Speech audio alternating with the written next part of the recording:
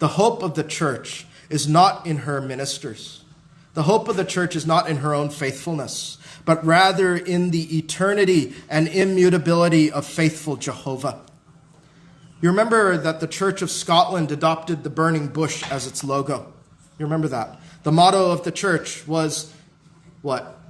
Yet it was not consumed, from Exodus 3:2. Because the church in her distress and her trials is like that bush that burned but was not consumed. Why? Because God is in her midst.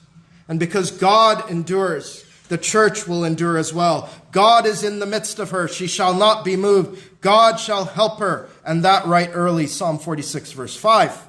And the church's weakness, then, is found in that we don't know our God as we should.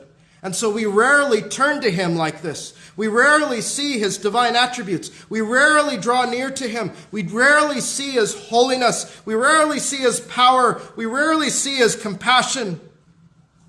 And we don't draw near to him. And when we do draw near to him, we are not like Moses, who had the sense, spiritually at least, to remove our shoes, knowing that this is a holy and awesome God. And so we don't humble ourselves before the Lord.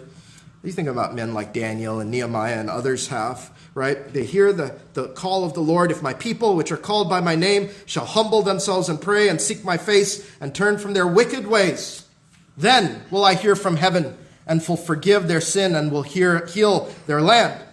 2 Chronicles 7:14.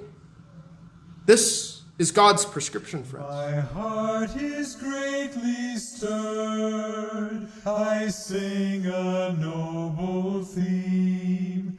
My tongue's a skillful writer's pen to speak about the King.